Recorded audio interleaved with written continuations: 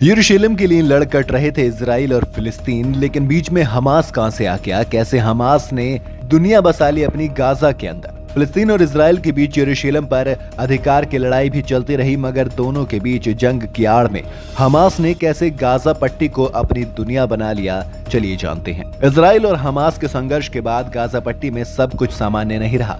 Hamas के हमले के बाद जवाबी कार्रवाई में इजराइल ने गाजा पट्टी को लगभग तहस नहस कर दिया। आसमान में बारूद की महक है, सड़कों पर लाशें हैं, घर और इमारतें खंडर में तब्दील हो गई हैं। इजराइल हमास को सबक सिखाने के लिए लगातार गाजा पट्टी पर हमला कर रहा है। इजराइल का मानना है कि गाजा को तबाह कर वो हमास से अपना बदला पूरा कर लेगा। ऐतिहासिक परिदृश्य से देखें तो इजराइल और फिलिस्तीन के बीच यरूशलेम को लेकर हमेशा से जंग छिड़ी रहती है। ऐसे में गाजा पट्टी भी बीच बीच में सुर्खियों में आती रहती है। हालिया जंग में इजराइल हमास से हमले के बदले के लिए लगातार गाजा पट्टी पर बम क्यों बरसा रहा है, ये सवाल आ रहा है। मगर गाजा पर हमास का कब्जा आया कहां से, ये भी तो एक सवाल है, और इसी सवाल का जवाब ढूंढने के लिए हमें इतिहास के पन्नों को पलटना होगा। गाजा पट्टी 40 किलोमीटर लंबी और करीब 9.6 किलोमीटर चौड़ी भूमि का एक संकीर्ण पट्टी है, जिसकी सीमा पश्चिम में भूमध्य सागर, उत्तर पूर्व में इजराइल और दक्षिण में मिस्र से लगती है। गाजा पट्टी में फिलिस्तीन का सबसे बड़ा शहर गाजा भी शामिल है। गाजा इजराइल से कांटेदार तार से बॉर्डर बना के रखा हुआ है। ये दुनिया की सबसे घनी आबादी वाले इलाकों में से एक है। ये वॉशिंगटन के आकार से लगभग दुगना है।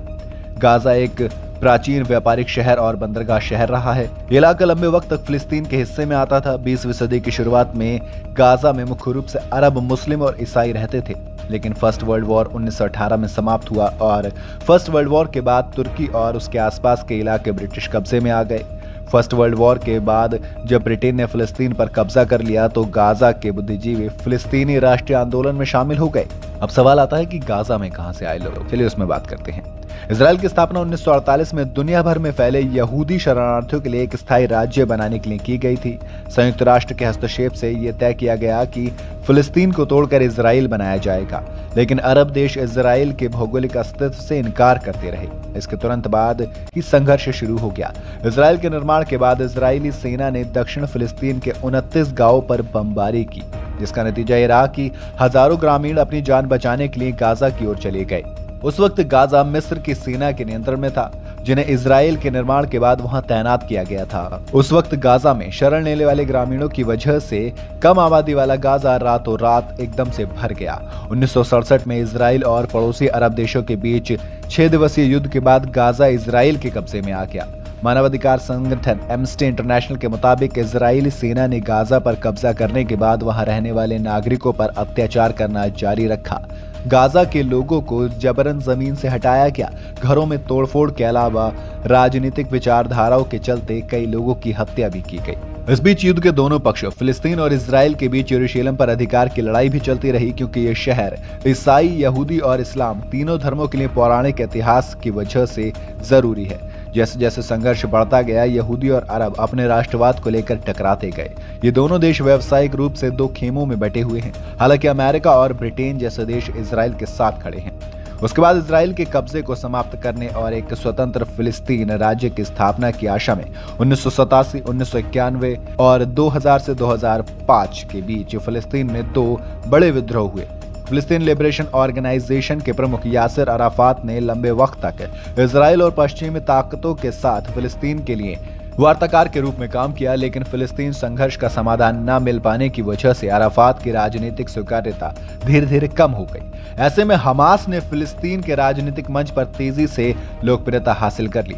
हमास 1988 में सुन्नी मुस्लिम संगठन मुस्लिम ब्रदरहुड की राजनीतिक शाखा के रूप में उभरा। इन सशस्त्र बलों ने गाजा में बेस बनाकर अपनी गतिविधियां शुरू की। हमास अपनी स्थापना के बाद से ही इजराइल के खिलाफ गुप्त हमलों को लेकर सुर्खियों में रहा है। हमास पर चरमपंथ भड़काने का आरोप लगाया गया। हमास के हमले से विचलित होकर इजराइल ने 2005 में गाजा से अपनी सेना हटा ली।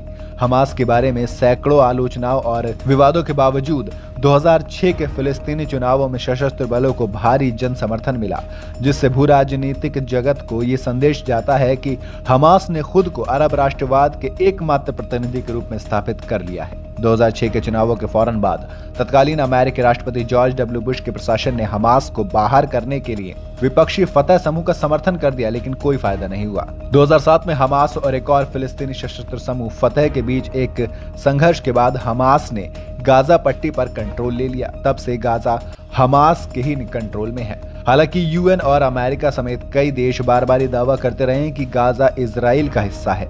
मार्च 2023 के आंकड़ों के मुताबिक 45% गाजावासी हमास का समर्थन करते हैं। गाजा पट्टी में 2 मिलियन से ज्यादा लोग रहते हैं। गाजा के लगभग 1/3 निवासी मूल निवासी हैं, बाकी 1/3 वो लोग हैं जो 1948 में जान बचाने आए थे। गाजा की लगभग आधी आबादी 18 साल से कम उम्र की है। गरीबी का दर यहाँ 53% है और ये दुनिया के उन जगहों में से शुमार है जहाँ पर सबसे ज्यादा बेरोजगारी है। अब आप समझ सकते हैं कि गाजा के हालात कैसे हैं और हमास की वजह से गाजा क्या क्या झेल रहा है और कहाँ से ये जंग शुरू हुई। आपको क्या लगता है कि कौन जिम्मेदार है इस चीज का? मुझे कमेंट में जरूर बताइएगा।